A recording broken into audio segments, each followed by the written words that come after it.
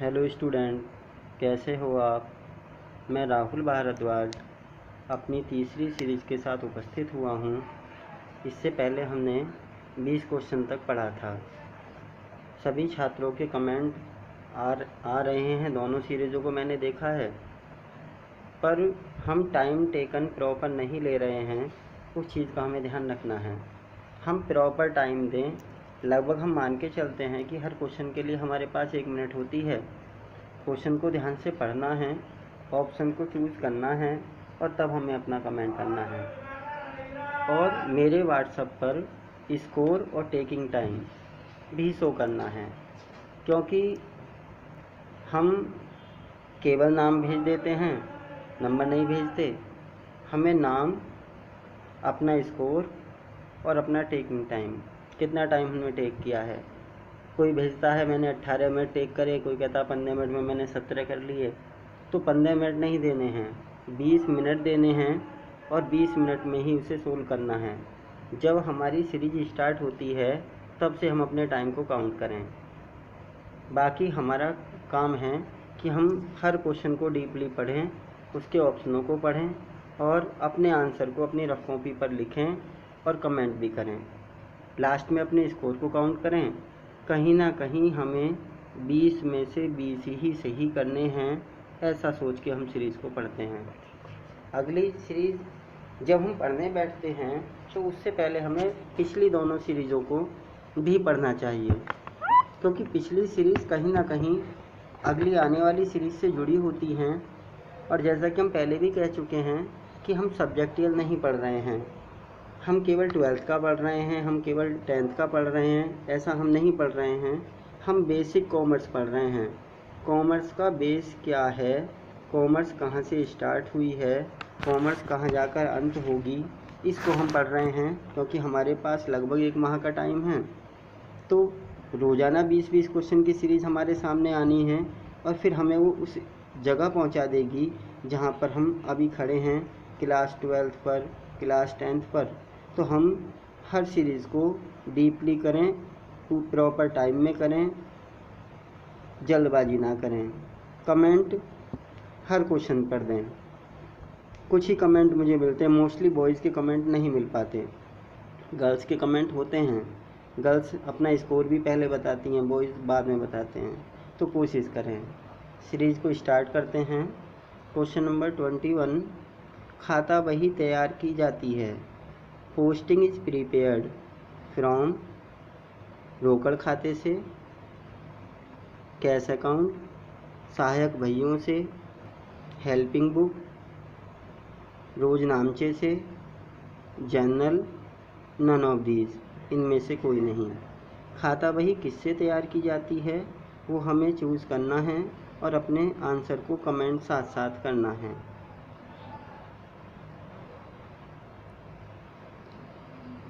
इस क्वेश्चन का सही आंसर है ऑप्शन सी, रोजनामचे से। हम रोजनामचे से खाता बही तैयार करते हैं। पहले हम जनरल एंट्री बनाते हैं, जनरल एंट्री के बाद हमें पोस्टिंग करनी होती है, पोस्टिंग के बाद ट्रायल बैलेंस बनता है, फिर हम बैलेंस शीट तैयार करते हैं। क्वेश्चन नंबर 22, जर्नल के बाद तैयार किया जाता है। अब क्वेश्चन आपके लिए आसान हो गया है क्योंकि हम पहले डिस्कस कर चुके हैं। तैयार किया जाता है तलपट, आर्थिक चिट्ठा, खाता बही, व्यापार खाता, trial balance, balance sheet, posting, trading account. सभी को अपना आंसर कमेंट करना है। इस क्वेश्चन का सही आंसर है ऑप्शन सी, पोस्टिंग, खाता बही। हम जनरल के बाद खाता बही तैयार करते हैं। अगला क्वेश्चन है 23, रोकड़ खाते का शेष होता है। डेबिट ऋणी, क्रेडिट धनी, डेबिट एंड क्रेडिट ऋणी व धनी, ऑल ऑफ दीज, उपरोक्त सभी। इस क्वेश्चन को थोड़ा सा और सुधार में पढ़ना है। रोकड़ खाते का अधिकांश शेष होता है।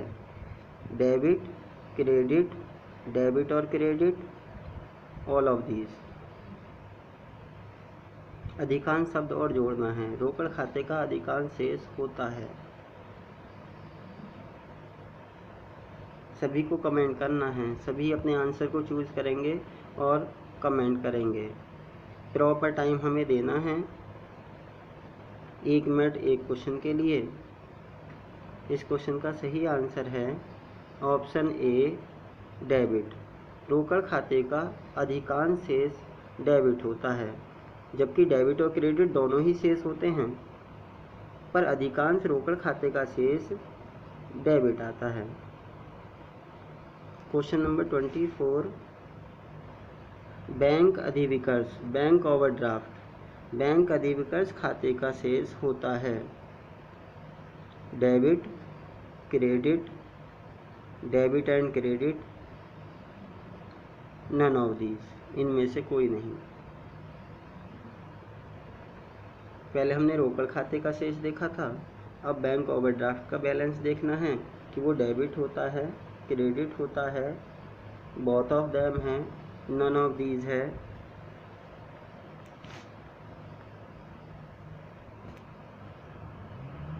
इस क्वेश्चन का सही आंसर है ऑप्शन बी, क्रेडिट शेष।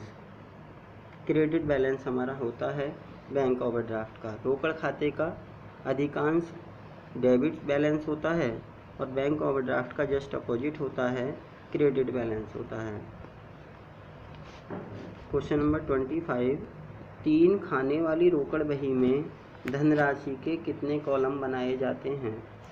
अमाउंट लिखने के लिए हम कितने कॉलम बनाते हैं? 1, 2, 3 या 4। ट्रिपल कॉलम कैश बुक में हम अमाउंट के लिए कितने कॉलम बनाते हैं?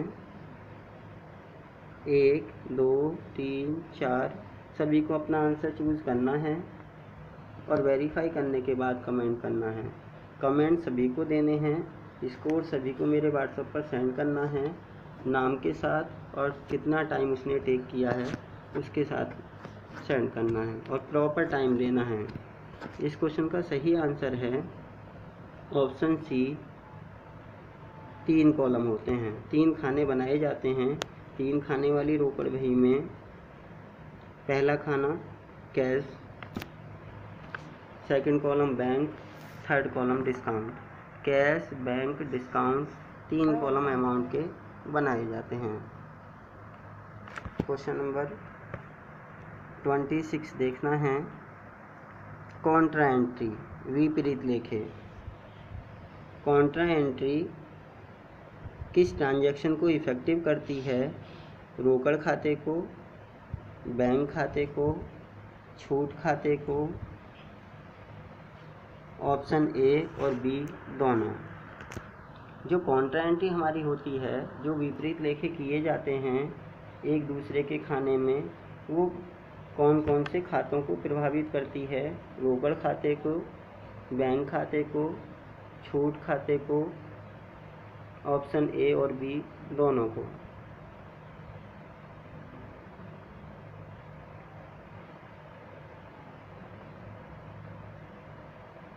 इस क्वेश्चन का सही आंसर है ऑप्शन डी, ए और बी दोनों को। कॉन्ट्रा एंट्री कैश अकाउंट और बैंक अकाउंट इन दोनों खातों के बीच में होती है, दोनों ही खातों को प्रभावित करती है। सपोज दैट हमने एक एंट्री बनाते हैं cash account debit to bank या फिर bank account debit to cash. इस एंट्री में दोनों ही खातों के नाम होते हैं और हम इनकी अमाउंटों को विपरीत खातों में डालते हैं। रोकड़ की अमाउंट बैंक वाले कॉलम में डालते हैं, बैंक वाली अमाउंट रोकड़ वाले खाते में डालते हैं, जिसे हम कॉन्ट्रा एंट्री कहते हैं, विपरीत लेखे कहलाते हैं। क्वेश्चन नंबर 27, 3 खाने वाली रोकड़ बही में बैंक खाते का शेष दर्शाता है। ट्रिपल कॉलम कैश बुक के अंदर जो बैलेंस बैंक अकाउंट का होता है वह क्या शो करता है? बैंक में जमा राशि, बैंक अधिविकर्ष, बैंक से निकाली गई धनराशि, इनमें से कोई नहीं।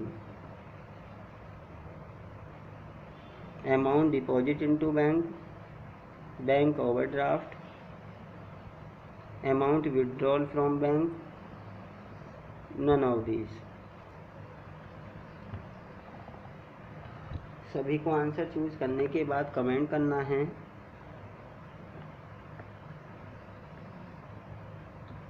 इस क्वेश्चन का सही आंसर है ऑप्शन बी, बैंक ओवरड्राफ्ट।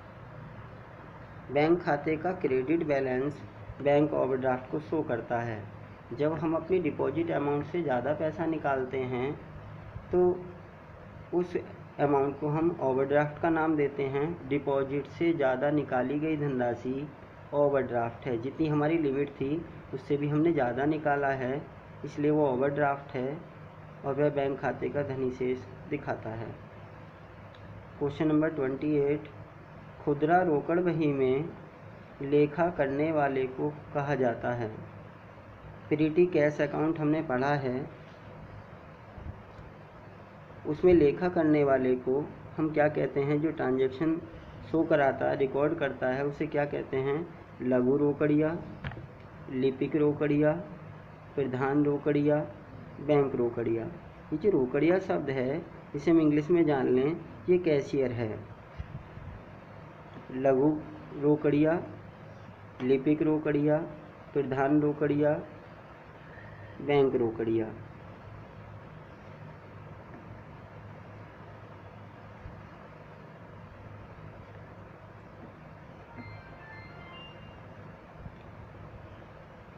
इस क्वेश्चन का सही आंसर है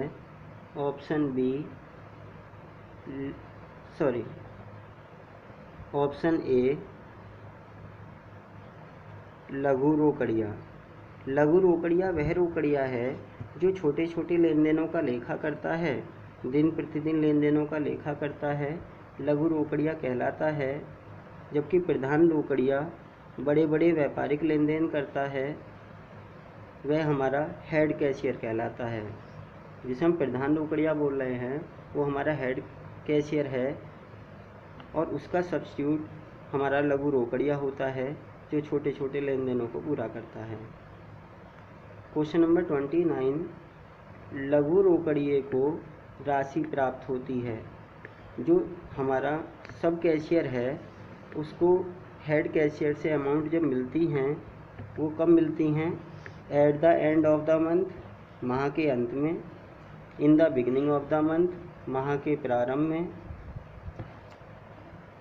माह की 10 तारीख को, on the date of 10th every month, whenever, कभी भी।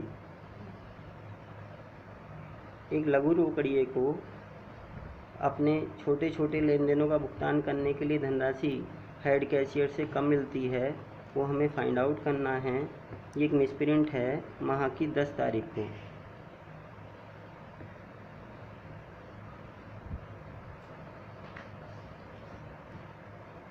सभी को अपना आंसर चूज करना है और कमेंट करना है। इस क्वेश्चन का सही आंसर है ऑप्शन बी, माह के प्रारंभ में, in the beginning of the month. लघु रोकड़िए को प्रत्येक माह के प्रारंभ में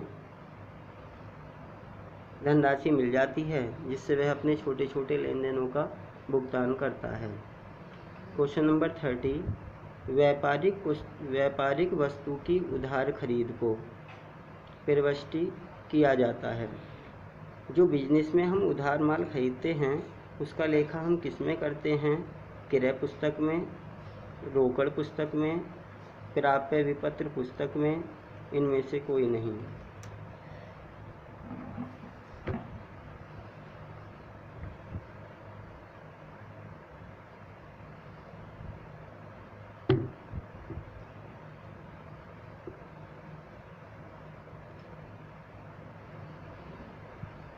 सभी को अपना आंसर चूज करने के बाद कमेंट करना है, अपने स्कोर को सेंड करना है और टाइम टेकन कितना रहा वो भी सेंड करना है।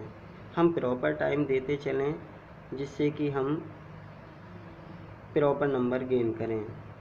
इस क्वेश्चन का सही आंसर है क्रय पुस्तक में। क्रय पुस्तक परचेज बुक, जिसके बारे में हमने पढ़ा है कि भारतीय बही खाते प्रणाली में जमा नकल बही और नाम नकल बही दो पुस्तकें तैयार की जाती हैं, दो बहियाँ तैयार की जाती हैं। जमा नकल बही में उधार खरीदे गए माल का लेखा होता है, जबकि उधार बेचे गए माल का लेखा नाम नकल बही में किया जाता है। तो जमा नकल बही को क्रय पुस्तक के नाम से भी जाना जाता है। तो व्यापारिक पुस्तकों में उधार खरीद का लेखा क्रय पुस्तक में किया जाता है। रोकड़ पुस्तक में हम इसलिए नहीं करते क्योंकि उसके अंदर कैश का नाम नहीं होता। क्वेश्चन नंबर 31, विक्रय बही में लेखा किया जाता है। सेल्स बुक में कौन सा ट्रांजैक्शन हम लिखते हैं? उधार तथा नगद क्रय का, उधार क्रय का, उधार विक्रय का, नगद विक्रय का। Credit and cash purchase, credit purchase, credit sale, cash cell. सभी को अपना आंसर चूज़ करना है और कमेंट करना है। हम 12th वालों के साथ क्लास 10th के स्टूडेंट भी जुड़े हुए हैं और जब उनके कमेंट हमसे ज़्यादा होते हैं तब लगता है कि हम 12th वाले कुछ कम एक्टिव हैं। 10th वालों के कमेंट हमसे ज़्यादा होते हैं, वो कहीं ना कहीं उत्सुक हैं कि हम क्लास 12th वालों के साथ पढ़ रहे हैं। इस क्वेश्चन का सही आंसर है उधार विक्रय। जैसा कि हम पहले भी पढ़ चुके हैं, पहले भी मैंने डिस्कस किया है कि भारतीय बही खाता प्रणाली में दो बहियों का प्रयोग किया जाता है, जमा नकल बही, नाम नकल बही। जमा नकल बही में उधार खरीदे गए माल का लेखा किया जाता है, जबकि विक्रय बही, जिसका दूसरा नाम नाम नकल बही है, नाम नकल बही में उधार बेचे गए माल का लेखा किया जाता है। अगला क्वेश्चन है, निम्न में से विपत्र का उदाहरण है। Which is the example of exchange in transaction? विनिमय बिल, बिल ऑफ एक्सचेंज, प्रतिज्ञा पत्र, हुंडी, उपरोक्त सभी।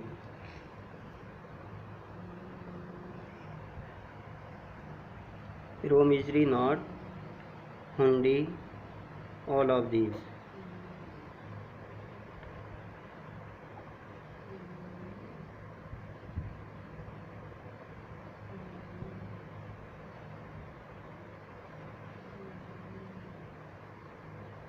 इस क्वेश्चन का सही आंसर है option D, all of these. क्योंकि विपत्र से मतलब केवल विनिमय विपत्र से नहीं है। इस विपत्र शब्द का अर्थ है कि हम उधार लेन देन करते समय कौन कौन से प्रलेखों का प्रयोग करते हैं। विनिमय विपत्र से भी हम उधार लेन देन करते हैं, प्रतिज्ञा पत्र के द्वारा भी हम उधार लेन देन करते हैं, हुंडी के द्वारा भी उधार लेन देन किए जाते हैं, जिनमें हमें कुछ भुगतान करने के लिए 2 माह 3 माह का टाइम मिलता है। इसलिए तीनों ही एग्जाम्पल हमारे विपत्र से रिलेटेड है, इन एक्सचेंज में है। बदले में हम क्या दे रहे हैं? तो बदले में हम विनिमय विपत्र, प्रतिज्ञा पत्र या हुंडी देते हैं। क्वेश्चन नंबर 33, एरर से है, अशुद्धि सुधार से है। अशुद्धियों के सुधार हेतु जब हम अशुद्धियों का सुधार करते हैं तो लेखे की सहायक बही में किए जाते हैं। उनके जो ट्रांजैक्शन होते हैं, जो एंट्रीज बनाई जाती हैं, वो किस में बनाई जाती हैं? रोकड़ बही में, कैश बुक में, मुख्य रोजनामचे में, जर्नल में, क्रय बही में, परचेज बुक में, विक्रय बही, सेल्स बुक में। सभी को प्रॉपर टाइम देना है, जल्दबाजी नहीं करनी है। प्रॉपर टाइम देने के बाद हम कितने नंबर गेन करते हैं, कहीं ना कहीं हमारे नंबर भी इफेक्टिव होंगे। इस क्वेश्चन का सही आंसर है ऑप्शन बी, मुख्य रोजनामचे में। क्योंकि हम जानते हैं कि एरर्स के जो जनरल एंट्रीज बनती हैं उन्हें भी हम जनरल में ही तैयार करते हैं। अगला क्वेश्चन है 34। मुख्य रोजनामचे में लेखे किए जाते हैं। जर्नल में हम कौन कौन सी एंट्रीज पास करते हैं? त्रुटि सुधार की, एरर्स की, प्रारंभिक लेखों की, ट्रांजैक्शन इन द बिगनिंग, अंतिम लेखों की, transaction in the end, all of these, उपरोक्त सभी। मुख्य रोजनामचे में कौन से लेखों की प्रविष्टियाँ की जाती हैं? त्रुटि सुधार की, प्रारंभिक लेखों की, अंतिम लेखों की, उपरोक्त सभी की। सभी को अपने आंसर कमेंट करने हैं। हमें यह नहीं सोचना है कि हम 10th वालों के साथ बैठ के पढ़ रहे हैं।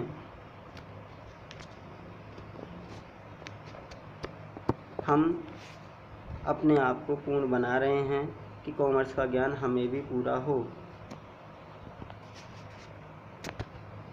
केवल 11वीं क्लास से हमने पढ़ना स्टार्ट किया तो हम 11वीं से आगे का जानते हैं, पीछे का नहीं जानते। इस कमी को हम पूरे करने के प्रयास में लगे हुए हैं। इस क्वेश्चन का सही आंसर है ऑप्शन डी, उपरोक्त सभी। क्योंकि हम अभी पढ़ चुके हैं कि जर्नल एंट्रीज में हम एरर्स, त्रुटि सुधार, प्रारंभिक लेखे, transaction in the beginning, eight the and, सभी लेन देनों को ट्रांजिट करते हैं, उनके रिकॉर्ड को लिखते हैं रोजनामचे के अंदर ही। यदि हम किसी अकाउंट को बनाते हैं, उसका जो बैलेंस हमें मिलता है, हम उसकी भी एंट्री पास करते हैं, इसलिए अंतिम लेखे भी तैयार किए जाते हैं। Question number 35।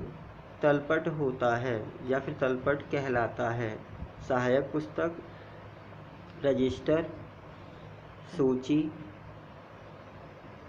या अकाउंट, खाता।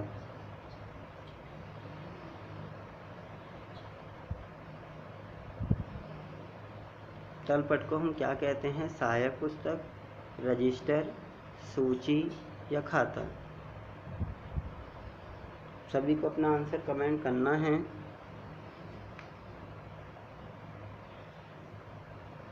इस क्वेश्चन का सही आंसर है ऑप्शन सी, सूची। हम इसे सूची कहते हैं क्योंकि इसमें सभी खातों के शेषों को सूचीबद्ध किया जाता है। सभी को एक क्रम में लिखा जाता है, उनके अमाउंटों को अलग अलग कॉलमों में लिखा जाता है, पर खातों के नाम वाले कॉलम में हम सभी को एक साथ लिखते हैं, एक सूची बनाते हैं सभी की कि किस खाते का कितना बैलेंस है, तो इसलिए इसे सूची पत्र कहते हैं। Question number 36। खातों के शेष हस्तांतरित किए जाते हैं। Balance of account is transferred into. खातों के शेष किस में हस्तांतरित किए जाते हैं? व्यापार खाते में, लाभ हानि खाते में, आर्थिक चिट्ठे में या फिर तलपट में। Trading account, P&L account, balance sheet या ट्रायल बैलेंस।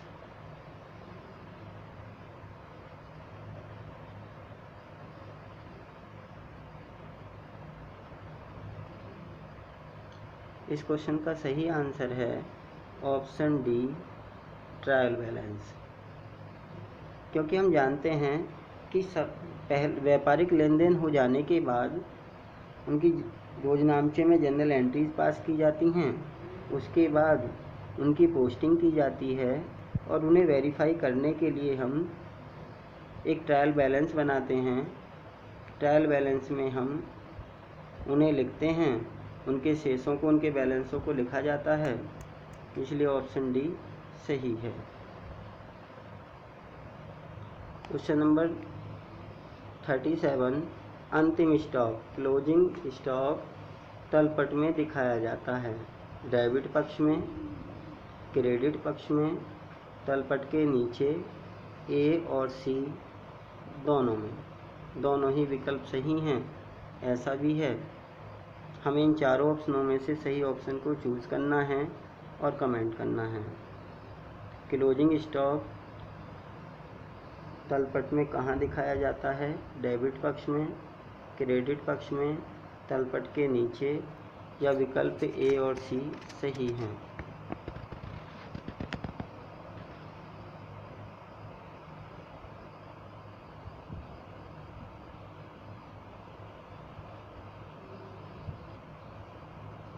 इस क्वेश्चन का सही आंसर है ऑप्शन डी। ऑप्शन ए तथा सी दोनों ही सही हैं। अंतिम खाता क्लोजिंग बैलेंस को तलपट में डेबिट पक्ष में दिखाया जाता है, क्योंकि यह व्यापारिक संपत्ति है, व्यापार की संपत्ति से माना जाता है तथा तलपट के नीचे भी इसे दिखाते हैं। अधिकांश क्वेश्चनों को हल करते समय तलपट के नीचे अंतिम रहतिये की अमाउंट दी गई होती है, जिसे हम समायोजन मान लेते हैं और उसका लेखा दोनों ही खातों में करते हैं, व्यापार खाते में और आर्थिक चिट्ठे में। इसलिए क्लोजिंग स्टॉक को तलपट में डेबिट पक्ष में दिखाया जाता है और तलपट के नीचे भी दिखाया जाता है। क्वेश्चन नंबर 38, विक्रय वापसी खाते का शेष होता है। Balance of sales return account is debit, ऋणी, क्रेडिट, धनी। डेबिट और क्रेडिट, कभी ऋणी कभी धनी, नन ऑफ दीज, इनमें से कोई नहीं।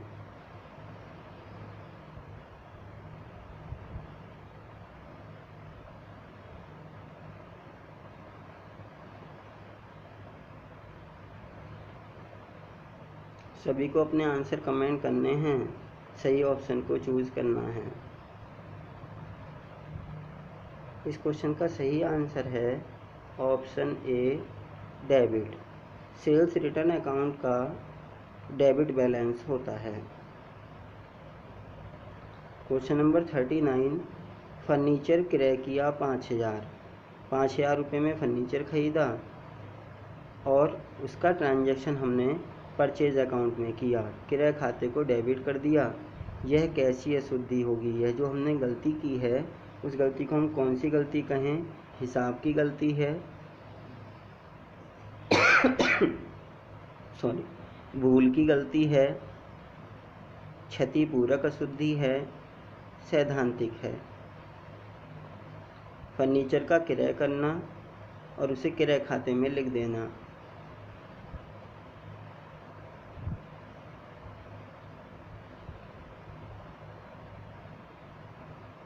सभी को अपना आंसर चूज करना है और कमेंट करना है।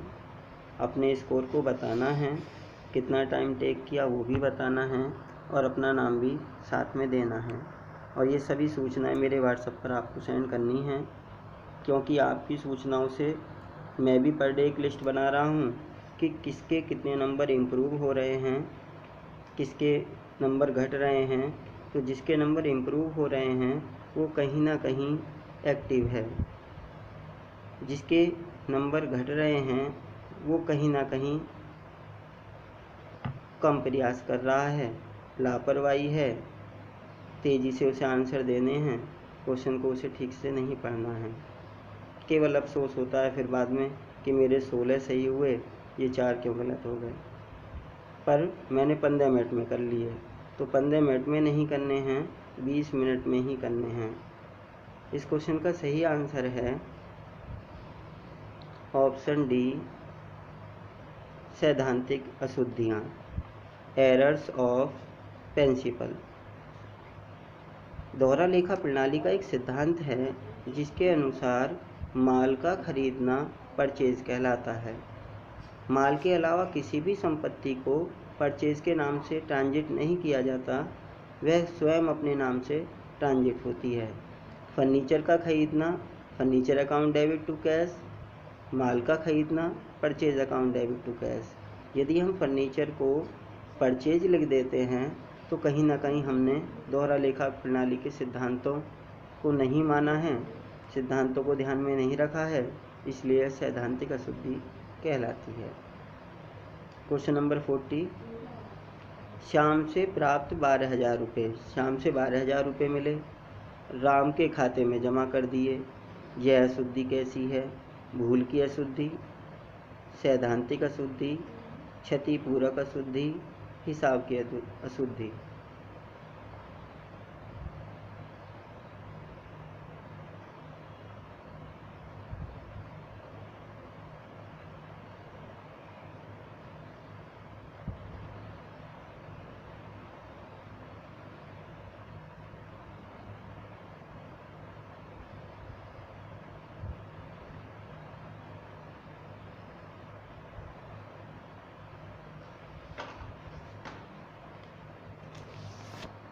इस क्वेश्चन का सही आंसर है क्षतिपूरक अशुद्धि, ऑप्शन सी क्षतिपूरक अशुद्धि। क्षतिपूरक अशुद्धियाँ कौन सी होती हैं? ऐसी अशुद्धियाँ जिनका तलपट के जोड़ पर कोई प्रभाव नहीं पड़ता। जो हम ट्रायल बैलेंस का टोटल लगाते हैं वो इफेक्टिव नहीं होता पर अशुद्धि होती है। जैसे इसमें लिखा हुआ है श्याम से प्राप्त हुए, तो हमें एंट्री बनानी थी cash account debit to Shyam, हमने गलती से एक एंट्री बनाई है cash account debit to Ram, पर दोनों ही एंट्रियों में कैश अकाउंट तो डेबिट हुआ है, तो सैद्धांतिक अशुद्धि तो है नहीं। भूल की अशुद्धि हम कह नहीं सकते, क्योंकि भूल की अशुद्धि में तो लिखना ही भूल जाएं, लेखा करना भूल गए। हिसाब की अशुद्धि नहीं कह सकते, क्योंकि हमने 1200 के 1500 नहीं लिखे, 12,000 के 21,000 नहीं लिखे, तो हिसाब की गलती नहीं है। क्षतिपूरक अशुद्धि है। क्षतिपूरक अशुद्धियाँ वे होती हैं जो एक दूसरे की पूर्ति कर देती हैं। श्याम का लेखा नहीं हुआ, श्याम के 12,000 रुपये कम हो गए। राम के नाम से लेखा हो गया, जबकि राम से हमने कोई लेन देन किया नहीं और हमने राम के नाम से लेखा डाल दिया है, पर सही पक्ष में डाला है, इसलिए ट्रायल बैलेंस तो इफेक्टिव नहीं है। तब ऐसी अशुद्धियाँ क्षतिपूरक अशुद्धियाँ कहलाती हैं। छात्रों, यदि आपको मेरा प्रयास अच्छा लगा हो तो इस वीडियो को लाइक करें, चैनल को सब्सक्राइब करें और ज़्यादा से ज़्यादा शेयर करें। धन्यवाद।